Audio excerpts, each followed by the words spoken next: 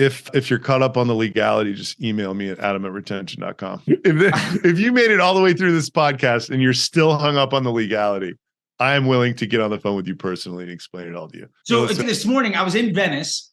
I went to this like Yotpo mixer coffee thing, and I was chatting with some folks, and retention came up, and like 3 or 4 people in a circle all said the exact same thing. And so let me kind of take what they said and get your feedback on it, because I'd love to know like your kind of retort to this. But they said, I love the idea.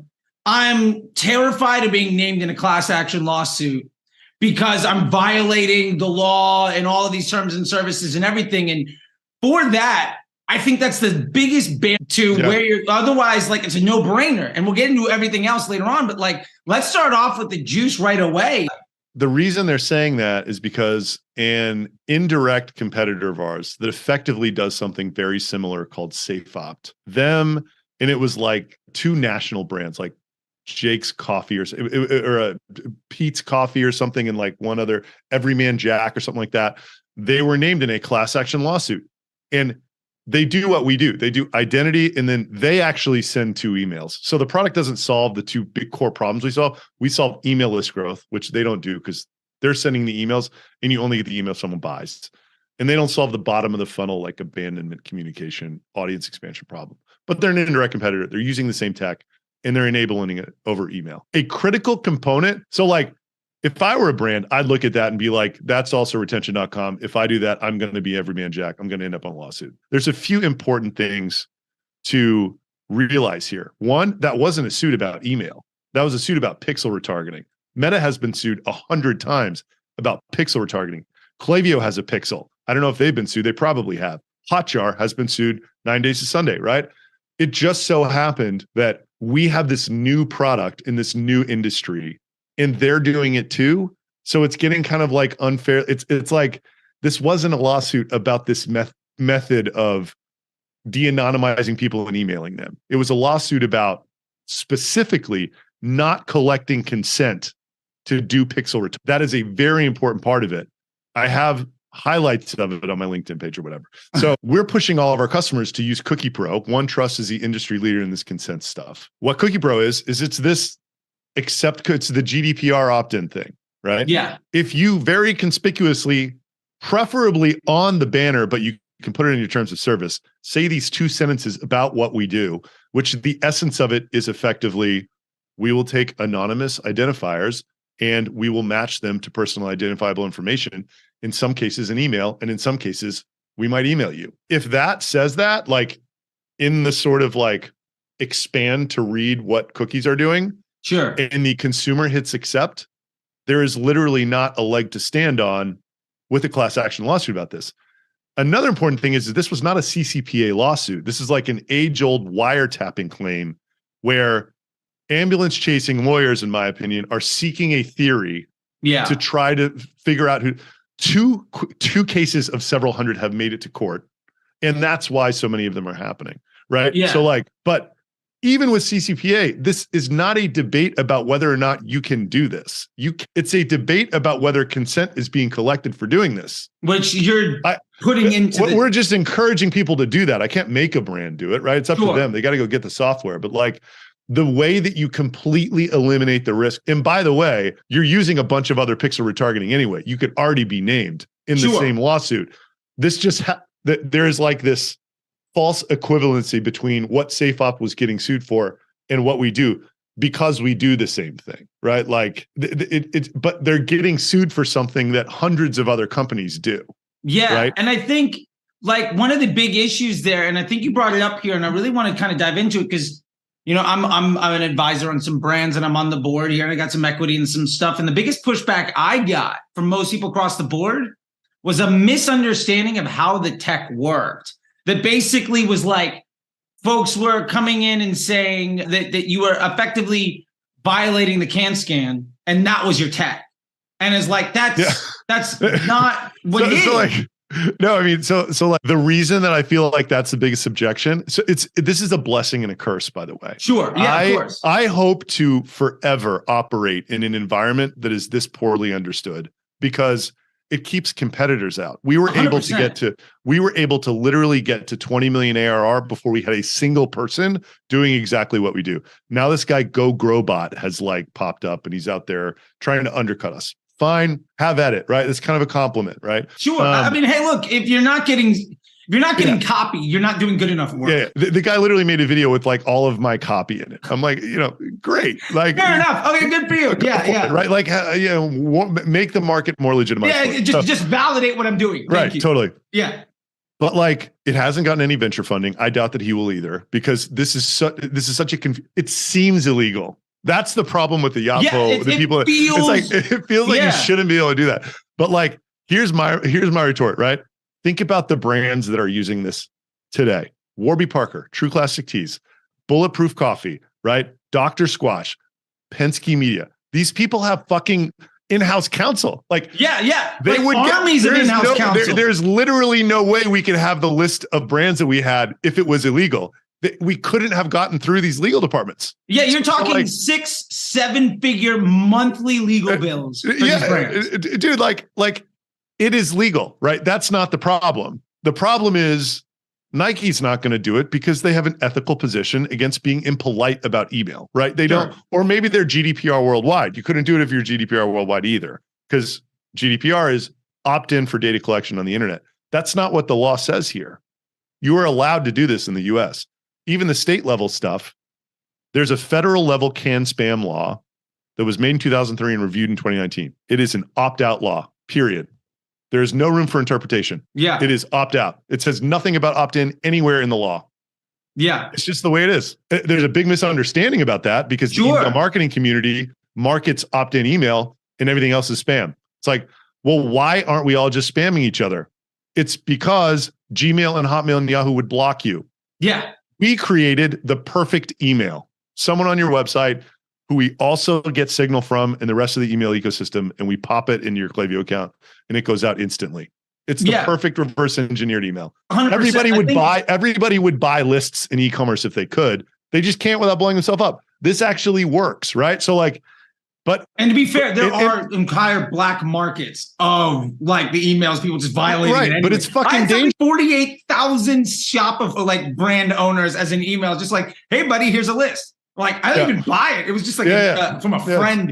And I was like, I can't touch. It's like, thank you. So by the way, I think a few things are happening. One, that SafeOpt lawsuit slowed us down entirely. Two, we're like crossing the chasm in Shopify from very risk loving and early adopters to much more conservative people. So I'm not surprised that the people that aren't using it are holding on to these, it's like, they're not really interested in understanding the nuances of the law. Yeah. They just want a reason to say no. Like the early adopters were excited about this possibility. Like they understood the value immediately. And they were just like, I also understand that this is legal. And like, look, if an ambulance chasing class, there's just so much to say to that. It's like, think about the brands that were named in the lawsuit. It's not Joe Schmo's underwear socks.com. It's Pete's fucking coffee. It's like somebody that everybody knows, right? Like if everybody doesn't know your brand, and I mean everybody, you're not going to get named in a class action lawsuit for anything. It's not even worth your time. Like, exactly. It's like, that's not your biggest problem right now. Your biggest problem is getting your brand to where everybody knows it. Yeah, exactly. Right? Like, So yeah, that's, look, I mean, I'm glad that you brought that up because it's just going to, sort of change the color of the content that I'm creating on LinkedIn and Twitter a little bit. I'm just going to evangelize some of these points a little harder because I think it's important for people to know, right? It's like what I should be talking about, right? Yeah, because I'll say this. I think as I see it, being somebody that, hey, look, you guys have helped me. I saw you at Triple Whale event back when the team was a fraction of the size it is now at the Blue Whale. Like, the inside, the cool kids club of it all. And it's been really interesting that where I see it, there's really three big parts, and I think that this really comes down to the understanding of it all. And I think the first big issue, which we're talking about here, is just the legality of it, right? And I think the other side of it that is really interesting to me is the use cases or the misuse of the tech. I think I can clearly think of 4 or 5 posts I saw on Twitter where clearly somebody used the tech in a way that was Wrong. Not in line with the best practice. Right. Yeah. And as a result, it's like, well, one asshole did this dumb thing. Clearly, all of it is trash. I think there's an idea of it that is fun, right? Like, oh, this is cool. Like, it's nerdy cool. But the role of this in a business and where that fits, and I think that use case is something that I'd love to know how you feel people should be using it. Part of that was we were like a self-serve tool in October of last year, right? Like they could do whatever they wanted with it. And I'll tell you exactly. So like just for now, there's two products, right? One you put on your homepage. It identifies a person that doesn't fill out a form, and we pass the email address to your newsletter. And that's where it stops. It's up to you to email these people. It's not linked with them making any behavior on the website and triggering flows. The second product is all about actions that these people take and triggering flows, right? Yeah. So what happens if you use the first product incorrectly, and it can be used incorrectly in several different ways, is you blow your deliverability up. Why? Because these emails have incredibly high positive and quite high negative engagement. Yeah. What does that mean? They're polarizing. Yeah. Yeah. So like, and it's not negative engagement to the extent that like, you're just like, this is like Viagra spamming. It's like, 2-3 times the 1 in 1,000 that's acceptable. But you can't send that on its own, right? The reason this works for who it works for, the big Shopify stores, is because what we're doing is we're hiding the negative engagement in the existing mail stream, if that makes sense. Yeah. So we actually now we call it the Bruce Boltz integration. Chris Holt came up with this, or Chris Hall. So like they got in a bunch of trouble with Klaviyo because they were going way too hard, and they're like, dude, they're not going to let us use it anymore. What can we do? And how we were instructing people to set this up was just make a welcome series with these contacts. Send them 3 emails. If they don't open, unsubscribe them. If they do, put them in your newsletter. Pretty simple. Yeah. The engagement statistics of that welcome series look like shit because the unsubscribes and the spam rates are so high that it looks bad. And then people don't actually convert on the welcome series that don't fill out a form, right? Like it takes you a month to warm these people up, right? It's a colder email. Once they can, once you've gotten rid of the chat and once you've got the wheat and gotten rid of the crap, the emails look really good. But like, you just need to go through a filtration process. What we require, which is a result of the Bruce Boltz, and we actually call it the Bruce Boltz implementation, is instead of sending the welcome series first, we actually hold the contacts in a segment, mix them in with a newsletter, send them in a batch with the existing newsletter, which is incredibly low negative engagement. All the complaints and unsubs fall out against that newsletter. Yeah. Then we put them in a welcome series. So it's like I've got a newsletter of 10,000. I got a newsletter of 10,000 subs. I mean, these aren't real numbers, but I got a newsletter of 10,000 subs. I'm dropping in 500 new people. Yes, exactly. And like exactly 20% of them are stoked on it. I don't care about the negative because because it doesn't change the metrics of that newsletter materially. Surprisingly, once you wash out those negative engagers, what remains is a very similar quality to your existing list. Yeah, and that's which is crazy to think about. Yeah, right. So when you think about it that way, why wouldn't you want 10 times more people on your list? 100%. You fucking would. Yeah. Right? Like you 1,000% would. Like the analogy that I like to make with it is like, I see so many folks as a paid media guy. I look at it as the difference in intent and conversion on like a branded search Google campaign. Yep. Versus like a prospecting Facebook ad. Yeah. Like the impression count to like actual meaningful conversion. That ratio on a prospecting Facebook ads is terrible.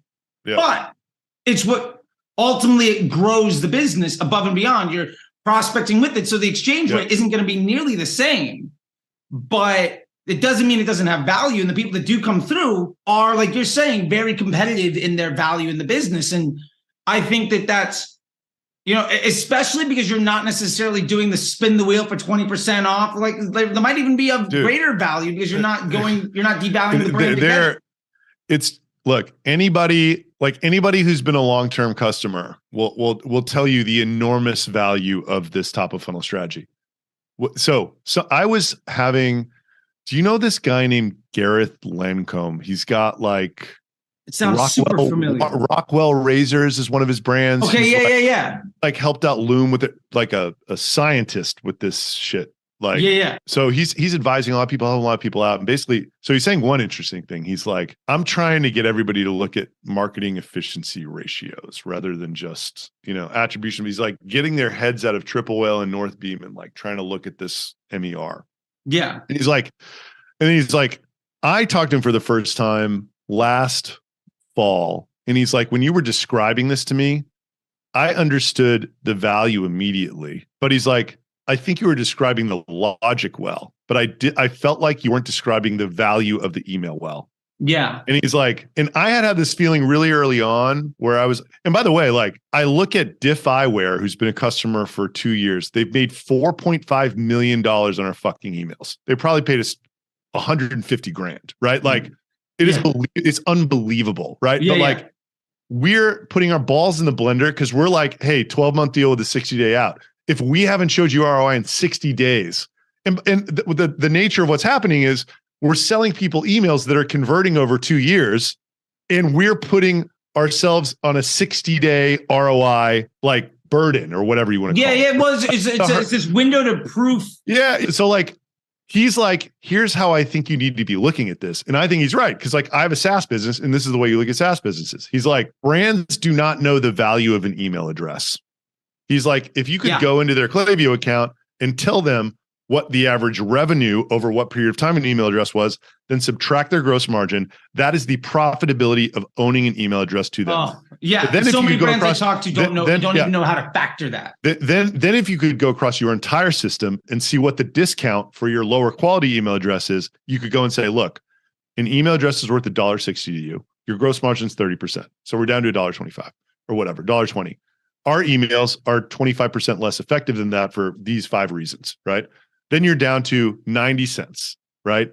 Of pure profit for an email that we're going to give you.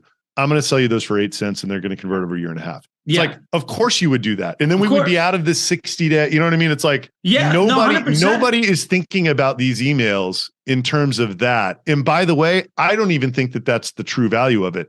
I think the value of being able to send to a list of people every week or every day or every 3 times a week, that's 5 times the size of what it would have been had you not used our tech for a year and a half, has this indescribable and unknowable brand effect. Yeah, it's one of those things where you can't actually measure it because it ultimately changes your marketing mix, which is the third thing I wanted to come to with is, now we've covered the lawsuit side. So, okay, I'm feeling better about it. Got it. And by the way, like, I don't expect people to just flip on that one in a day. Oh, of course. Right? But like, I encourage you to look at the facts. Like, read part of that lawsuit. It's not about emailing people. I think you and I are highly logical individuals, but we talk to folks, operate on upper values, and look, I get it. Like, there's in the world of like, I just finished reading, Rocket Fuel. There's the visionary and the integrator. If you look at the the E-Myth, right? It's different parts of businesses, right? Some folks are just not everybody can take the path until they see it from soup to nuts. And it's interesting. Yeah. I was having a conversation with folks from Tapcart because I feel like they have a very similar issue in that there's a use case problem where they're not introducing the entire thing as sort of the sales pitch. And I've been talking to them about that. And I think, they're getting more and more adoption. That's neither here nor there. Just, I think it's similar. I think the third thing here that to really talk about is just revolutionizing the marketing mix strategy here, because we think of email as either it's a retention effort or it's some like black hat cold email thing. And I feel like you get looped into that black hat cold email thing. But let me give you my use case and you tell me, I'll give you a strategy I'm going to do for my school. So my idea was this. I know roughly what an email is worth. Let's say each email is worth $1 for the purpose of this conversation. Now I'm entered in on, I'm testing with the lowest level just to like as a use case, right? MVP, does it work? I think for that MVP, it's something like 3,000 or 4,000 for a couple $100 a month, something along those lines. I don't remember the exact math, but it basically means I can lose about 90% efficiency on what I think an email is actually worth and even just break even. Yeah. So I'm looking at it as I'm now letting people that have shown some attention. a bit of, it's not prospecting, it's not top of funnel, Yeah. but it takes email up from the bottom of the funnel and retention into much more of that mid funnel. Somewhere in the middle, right? Yeah, it really becomes more of that like second, third, fourth, fifth touch point that Facebook would already be doing. And maybe even a touch point before Google, even theoretically, that search comes into play. Like it's in still that discovery and consideration and understanding part of the funnel. And for me, it makes complete sense that if that works, then I have the opportunity of trying to amplify the top of the funnel because I know my middle is more efficient. Yeah. And as a result, I'm squeezing more out of every dollar that comes in. One of the tests that I did initially was I put the tech not on my primary page. I actually put it on, I indexed all my pages based on revenue. And I put it on all of the second and third tier pages. And used it to amplify the revenue value of all those second and third tier pages. And it was undeniable. A page went from half a cent per user to like 3 cents per user. I'm curious what you think about that. And also just the idea of changing the way you think about the marketing mix, because this is not just standard bottom of the funnel retention email anymore. We're using the tool in a new way, if that makes sense. It's I think it's a great talking point for me because who wouldn't want their marketing mix to shift more towards email? Yeah, it's it's the best one, right? Like it just I tell people the marketing efficiency on Facebook. If you break even, you're doing great. Right, email is like a penny to earn $1,000. Yeah, it's like totally. So I think all of that is like totally the right way to think about it. The thing that makes this tricky is you just need to keep the inflow of emails versus your existing mail stream like under 10% increase each send of your 30-day actives, right? Interesting. That's the constraint on the email side. That's what makes this fucking hard. That's what makes the big Shopify stores the candidates to do it. That's what this Bruce Bolt methodology is all about. The second you get to like 20 or 30% each send you make of cold leads, this is how people spam, by the way. They have a huge body of emails going out and they're adding in cold emails at some percentage to where their metrics are very comfortably below what would cause a problem. Sure. But they have these hot, high value leads. That's basically what we have done is like employed a spamming tactic to the mass market in a way where it works, right? So that is, I think it's the right way to think about it. It's just not infinitely scalable. But by the way, that equation also increases exponentially. It's just another area that you have to be very careful about because if you break it, it is going to be very annoying to unbreak. We have a full-time deliverability guy who can tell you literally everything. Like Portland Leather Goods, they were like, dude, like I want to. He talked to him every day between Black Friday and Christmas. They're like, we want every last fucking email we can send. Yeah. They were weird. They were not an email first shop, which is strange being 70 or 80 million, whatever they were at the time. They only had 20,000 active contacts on their email list. Now they have 700,000, right? Yeah. Like because of us, literally.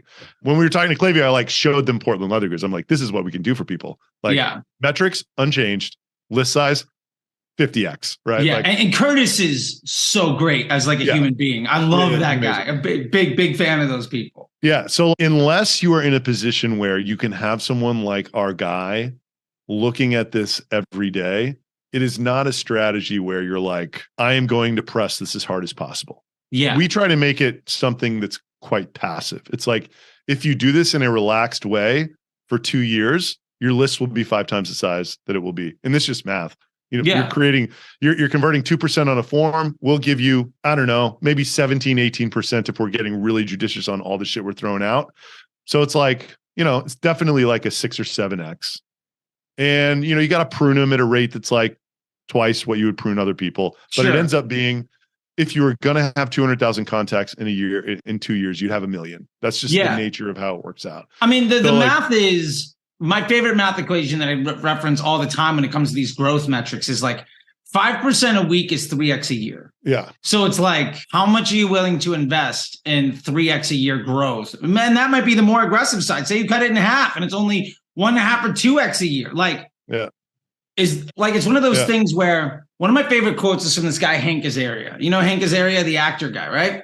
Yeah. So he's a voice on The Simpsons. He's like a quarter of the voices on The Simpsons. And he was on He was on the WTF podcast from Mark Maron. And he said, I'm at the same time both wildly overpaid for my job and wildly underpaid for my job. And the point is, let's say he makes $5 million a year to basically go into a vocal booth for 2 weeks and make funny sounds and then leave. That sounds amazing. Like he's wildly overpaid for 2 weeks work, but he's also a quarter of the cast on $1 billion business. The longest running sitcom that has ever existed. Right, and my point to that is, if you're using this correctly, you all legitimately couldn't charge an appropriate amount. You're Hank Azaria, right? In this case, people could take a look at it like, oh, it's adding this thing. But to your point of the brand that you were starting to talk about, that was been with you for 2 years. Yeah, Diff Eyewear. Diff Eyewear. Like, you legitimately couldn't go to Diff and be like, this is how much we're worth. I mean, you could, but like the ability, like you don't need to, and it wouldn't work. Right. But like, I just find that it's very similar, and that the best tools are one of those things where you legitimately, the quantification of the value ends up being inarguably less than the overall cost. Yeah. And I think the biggest issues that I'm seeing again is people's misunderstanding about how the tech works. Yeah. It leads to the legalities, and then the best practices, because I see so many folks being like, so I'm just going to hit everybody that abandoned cart no matter what. Or I'm just going to do all this stuff. And it's like, you can't apply one set of disciplines to a completely different thing. And to be fair, you guys are kind of defining sort of a new space. And I don't think people initially really understood what the best practice should be. And we're getting a lot better than that. That Bruce Bolt methodology alone will change everything. It will eliminate the most frequent fuck up by 99.9%. If we don't let someone launch who hasn't set that up, then we will have no problem with Brands or Klaviyo ever again. Problem is, when it was self-serve, like the biggest thing that people would do is they just like let it run for 2 weeks, not even send a welcome series to these contacts, wait for 2 weeks, blast them alone, not even in another newsletter. Klaviyo account ruined. Yeah, because they're like that is just, and it's like, it's not a crazy thing to do. They're not stupid for doing that. No, they're isolating the list. It's like, I don't want to mess up I want to see how it performs. I don't want to mess up my current list or whatever. Yeah. Like when you tell people the reason this works is because you blend and you borrow reputation that you've built. Some people that makes them uneasy. Yeah, absolutely. And I think the last part to this is just the brands that I know that are huge advocates, and I won't just go dropping names everywhere, but like the brands I know that are huge advocates that are being really successful, treat this as its own discipline. Yeah. Right? Like they're managing it as though it was TikTok ads or my customer service team or like landing page design or CRO. It is its own discipline that needs to be treated with its own set of rules. Yep. And I think that is, probably the biggest thing that I'm seeing from most people that are successful with it. And I think what you've laid out here, if I can recap the rules, it's blend them into your existing flow with something that is. And we will show you how to do that. It is a fully white glove onboarding now. We will set up the segments in your Klaviyo account that do that. And what it's doing is it's holding them until a newsletter goes out, and then it's sending them with the newsletter. And then it's doing a welcome series afterwards. Yeah. Once the complainers and the unsubscribers are gone against the newsletter, right? Like I think that's the key. Yeah, and I think that's an important nuance here. And I like that you've done that as a business where you're saying our biggest liability is misuse of the product, not by any malice, but more just by ignorance. And we have experience. Yeah. So we're literally going to hold your hand so that you can see the value of it. Because once the pieces connect and you see where all the parts fit, the value is effectively undeniable. I would imagine your churn rate on the managed onboarding, which is just a SOP of working with you guys, is pretty. I bet there's a lot of SaaS companies that would like to have your numbers. That's where I'll put it. Yeah, it's gotten a lot better since it's versus being self-serve. I'll tell you that much. Yeah, no, I'm sure. Yeah. So, I mean, I think, just one thing I wanted to touch on, and maybe we can leave on this note, is just the problem identification and the solution here feels like it's so disruptive. For those that are more younger entrepreneurs trying to get into something, I think there's a lesson in how this is approached, because I mean, by no means did you hit a home run the first time at bat, No. right? Yeah. So I did not do this as my first career. I'm 42 years old. And my first job was as a Wall Street credit default swap trader at Lehman Brothers in Manhattan. My roommate started Vimeo in the apartment I was living in. Guy Jake Lodwick, he lives in Austin. I just moved. So I had a 10-year trading career, made a bunch of money, wanted to do that. After the crisis, I quit. And with this incredible false confidence and sense, like Wall Street does very strange things to you if you do well early in your career. It makes you think that you're smarter and better than everyone else. Sure. Which I think is good in a way, because like knowing what I know now, I'm not sure that I ever would have started the first business that I started. You know what I mean? Like, right, of course. Yeah, like it's not a path that you like lay out logically. You're like, I'm gonna do this. Like if you thought about it reasonably, nobody would ever be an entrepreneur. Yeah, totally. But it's just what I just felt like, and my brother's an entrepreneur too. Like I just felt like these people who were, I hadn't put the verbiage to it that like building and watching something grow that you're applying your attention to is what I think we all are addicted to. It's the same thing with having kids. It's I think it's just the same thing. It's like humans love being in these exciting growth environments. Sure. I mean, hey, look, we all get trained for it. We all had Legos as a kid. Certainly everybody listening to this is like, I'm sure if you're like, an accountant and your goal is to have like a 10 to 4 or something like that, maybe that's not exciting to you. But like, that's what I think being alive is all about. It's about building things, your family, yourself, your company, your hobbies, whatever they are. But the most satisfying things you're actively building. But I haven't put vocabulary to that. I just thought that they liked what they were doing more. I thought that it was clear, and they were their own boss, which is like kind of everybody's dream. Right. So on February 10th, 2012, I had the idea with my brother to start my first company. It took until January 2014 to launch the first product. It's called Robley Email Marketing. So that's, what is that? 20 months, 23 months. 23 months. Yeah. Yeah. The second Get Emails, which retention.com used to be, from when, so Robley, we sold it, but it was like the mothership at the time. And that was $3 million a year top line. We had 6 employees. So it was like very profitable. It was a lifestyle business that wasn't growing, which is like fine, but it's not a retirement plan, which was my problem with it. Right. So I had heard about this identity thing, and I was like, what do you mean I can get an email from someone who doesn't fill out a form? And knowing the email market, I was like, I could sell that to fucking anyone with a website. No questions. The biggest problem in email is list shrinkage. Everybody needs a bigger list. Everybody wants a bigger list. So shrinkage. Yeah, it took me a year and a half to figure out how to do it. And then along the way, I thought affiliate guys were going to be the only people that bought it. It's just another point is, I think for entrepreneurs, like what your company ends up being is usually so different than the vision that you had when you launched 100%, it. Yeah.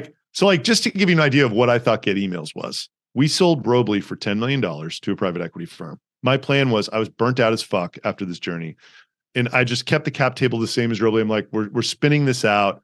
I'll sell it in 18 months. It'll be the same revenue. I'll get it to 3 million, but it's still growing and profitable. So we'll sell it for 20. And then we're done with our entrepreneurial relationship. Right. And I thought it was not can spam compliant when I started it. I was just like, but the affiliate guys won't care. There haven't been any. They won't care. Not at all. There haven't been any significant can spam lawsuits anyway. Right. Which was interesting because I owned an email business and I still didn't understand that about can spam, which tells you what I'm dealing, the blowback I'm dealing with right now. Yeah. I owned a fucking email marketing app like Klaviyo, and I did not know the law. Yeah. Right. How are they supposed to know? Of course. Right? They're not. So I thought it was an entirely third-party cookie-based identity system that literally it was declared that those were going to be gone. So this was 2019. They were supposed to be gone by the end of 2020. Gone. This whole product would be over. Still, it was the best thing I had going on. I was like, I'll make a few $1 million in revenue and it'll go away. And then maybe one of these vendors we use for identity will figure out how to do without cookies and we'll be fine. Lo and behold, 3 years later, they're still kicking the can down the road. And we have a system to do it without cookies now, which is incredible. So the whole plan the whole time was to get out of it in 18 months. Then 18 months came around and I got one bid for 50 million and then a bid 6 months later for 75 million. And I was like, holy fuck. Yeah. Like that's amazing. Yeah. And then, it came with like, it was like kind of 35 upfront, 40 earn out. Sure. Like, Yeah. I changed the cap idea. structure back to like where the people actually working on it for the earn out were getting the earn out. And that was fine. And like, literally like this was February last year, like got to where we were signing the APA the next day, the buyer fucking walks. And like, I had spent 6 months working on this deal, adopting the identity of a, semi-rich, semi-retired crypto bro, basically. Sure. Right? Like who was going to write out the earnout. And, I'd have like whatever, $20 million and I could do whatever the fuck I wanted. Right.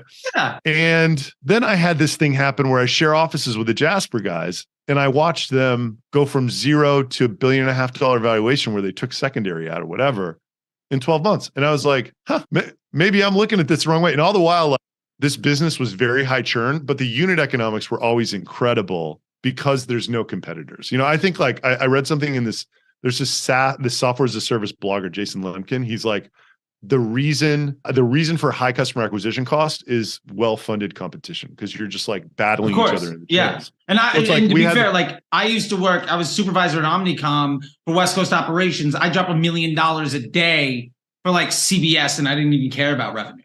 Right. Like people have no concept of the uphill battle that you're not even aware of. Yeah. Yeah. And that's what made the email space I was in before so hard. It's like MailChimp had this free product. They were also spending $1 billion a year advertising it or something like that. Maybe 300 million. They're spending $300 million advertising this free product, which was better than what I had. How are you supposed to compete with that? Klaviyo, phenomenally, they got a couple breaks, but like after the game had been won, they were able to create another 90% monopoly, which is just phenomenal. I have so much respect for those guys. But anyway, I loved it about this market that you could walk up to somebody, explain the product and what it did, and they would, holy shit, like their face would light up. Yeah. Like, like exactly what I said. What do you mean you can like get me an email for somebody to have fill out a form? It's like the 3 questions everybody has. How is it legal? How does it work? What do I send? Right. And then recently it's transformed into some other ones. Like with the bigger brands, like, will my brand get damaged? So the questions are slightly different, but from the same place. Basically, it's just a nuance. It's an application. Will this hurt? Yeah. Will this hurt me? Is what they're saying because it feels like it should, right? It feels dirty. Yeah, unfair advantages feel like there's a downside you're not able to see. Totally. So, but my goal is like to keep making it safer and keep making Klaviyo happier and keep making the. So anyway, back to the story of this. So as of last year, the guy walks, I'm devastated. And then like, I have this conversation. I think our ARR at that point, so my goal with this, Diana Ross, who's our CRO, used to work for this guy, Ross Paquette in Marapost. He's one of the only guys that I'd ever met that had a $30 million a year SaaS company where it was bootstrapped and he took home $20 million every year. And I was like, why are there not more people doing that? Like that dude's so fucking rich now. Like, and he's still, no matter, he's kind of miserable and he's stuck and he's trying to do something bigger and kind of can or whatever. But like, still like, he's like pocketed like 200 million over 10 years, just, taking it straight to the bank. Right. Which I thought that even with the churn problem, it could be a similar situation for us. So I was like, that's the goal. I know. Like starting to see the breadcrumbs. Yeah. I was like, we're at 8. I don't think we can get to 100 million ARR, but I think we could get to 20. And if we get to 20, we'll be making 50. And like, I'll pocket 10 of it. And like, I'm never going to complain about that. And by the way, like, I don't even think I have to work that much for that business because it's just kind of doing what we're doing right now. And like the market's big enough or whatever.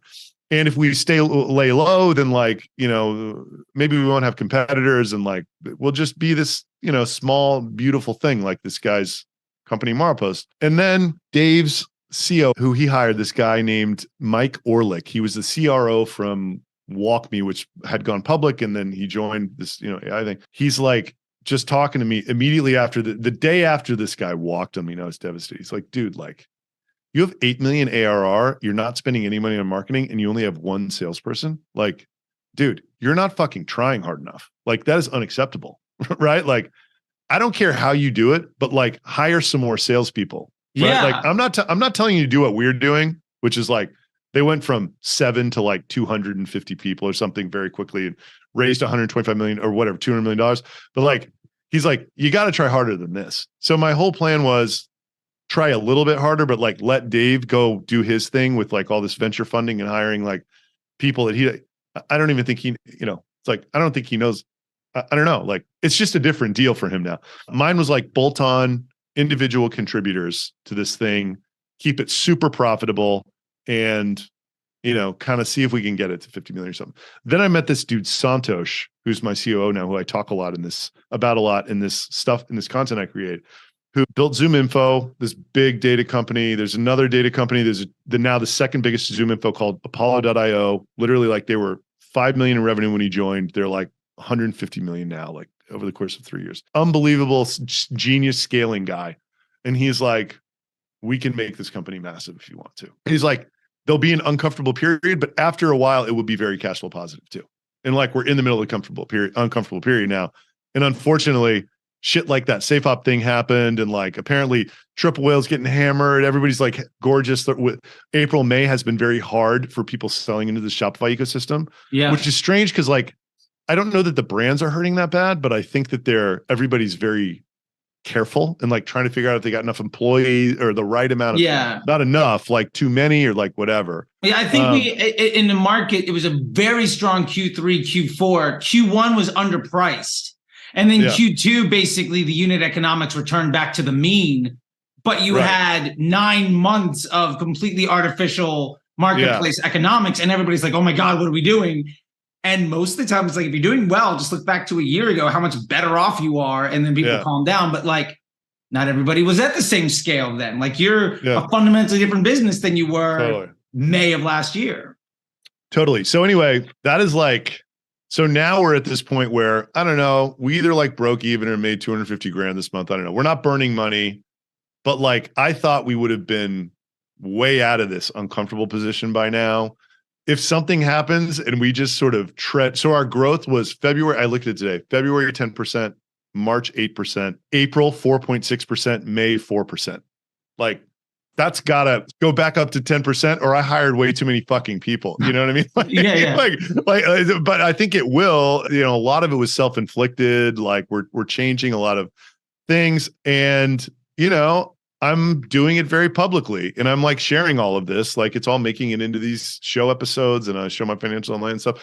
And so I'm trying to like, give people a view into like what, it like, look, if it doesn't start growing again, I went from the most beautiful cash flow business in the world that literally would have been the greatest money-making machine of all time to creating a $20 million a year churn machine where I'm not making any money, right? Like, like it will go down, and like, I will share that, right? It will go down. I don't know what's going to happen. Like, I'm optimistic, but like, it'll go down as one of the dumbest things in business anyone's ever done. Which, sure. Like, I mean, I think, but that's right. Like, that's the thing that like, I hope that entrepreneurs understand is like, you're going into that with full awareness, which I love, because most people aren't, because they don't have the past history of, you're like, I always like to think it was like, objectively on paper, 90% of the time, this isn't going to work, but also I'm the one doing it. And I'm going to care 100 times more than somebody else. Right. And I feel like there are people where your thumb on the scale is different than the mean, right? Like, you are making something happen. And it is one of those things where logically viewed, step back. For instance, when the buyout didn't work, most people would be like, all right, that's sort of the end of the story. I've been at places where the buyout didn't work. I was at a company, a nutrition company, and the 95 million Deloitte deal died like 8 days before the signature. Yeah. Right. And it was just like, Evie, the executive vice president, left. The president left. I was head of the growth team. I left. Like, it was a decimation. After that, and I think what's really great here is the story that, honestly, that's probably the best thing.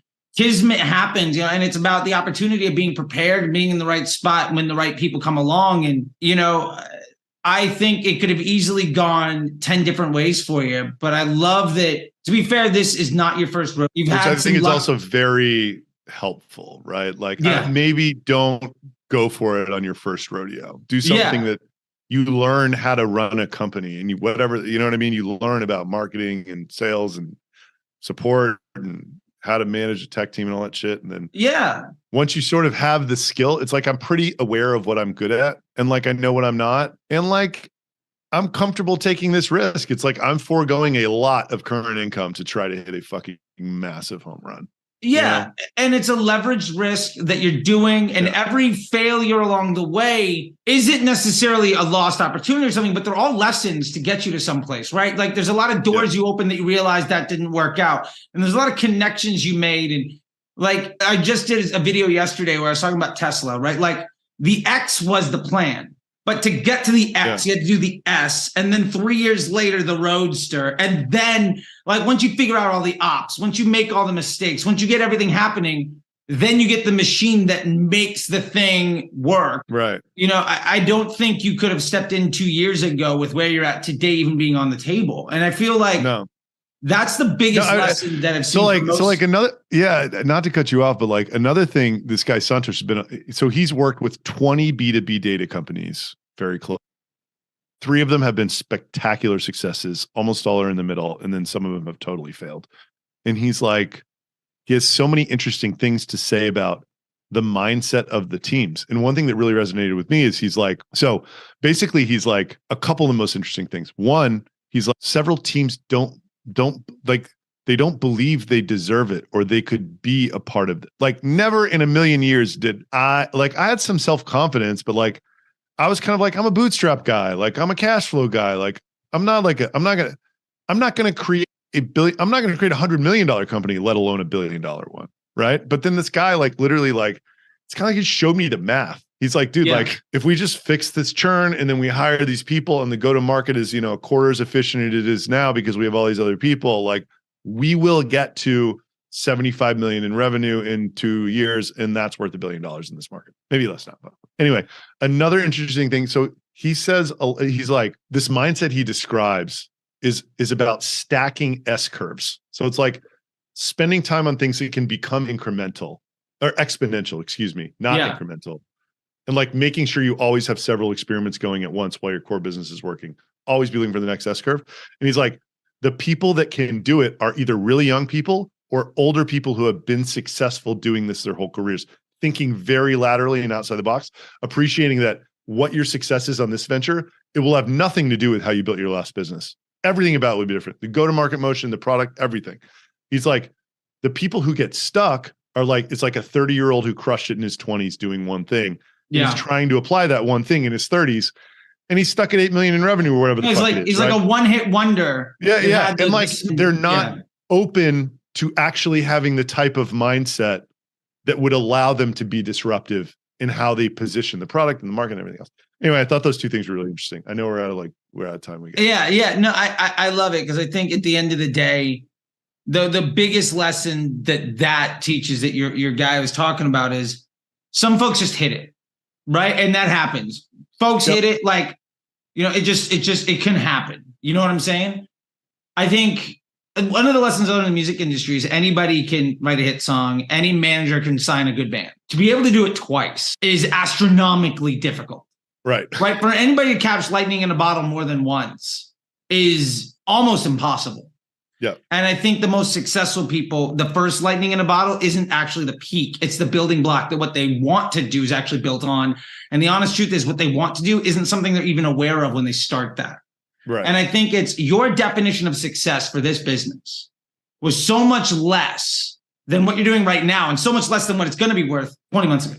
Yeah. And by the way, like whether or not this ends up being, the $1 billion thing, I just picked $1 billion because it's so loud. It's like so obnoxious on LinkedIn. I love it. Yeah. It's so obnoxious, but like, I don't really give a shit. Like it'll be valuable. I'm going to be rich, like probably unless something really bad happens. Even something bad happens. Like I have the confidence in myself now that I can start another company. Sure. I know I can. Like I've done it once.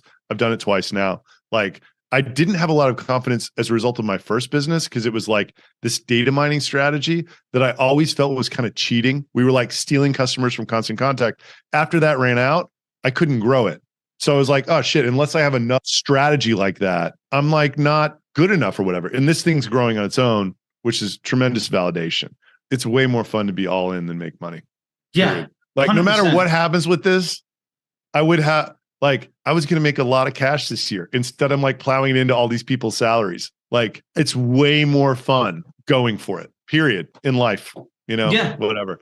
I love it. Let's end on that, man, because I think that's great. I think I really appreciate your time. If there's anything else that you want to say or anything, I mean, it's retention.com. You're obviously a great follow on LinkedIn. I'm enjoying the stories. Your video editor is a phenomenal storyteller. Thumbs up is somebody that doesn't mean anything, that they shouldn't know who the hell I am or give a damn what I think. One guy thinks it's really cool. All right, man. But yeah, man, I'll let you just if there's anything you want to say, I'll leave the last word to you here, just so that it's an unabated thing. If you're caught up on the legality, just email me at adam@retention.com. If you made it all the way through this podcast and you're still hung up on the legality, I am willing to get on the phone with you personally and explain it all to you. Honestly, I think I might just open with that and then we'll go straight to the legality. That's a beautiful thing. Editing team, go find that, put that in the first. All right, great. All right, Adam, I appreciate it, man. I'll talk to you later. This was a lot of fun. I know you're a busy dude, and I'm sure I'll see you around the sphere, bro. Thanks a lot, dude. You're doing great stuff. Man. I'll see you later. Holler. Thanks for having me.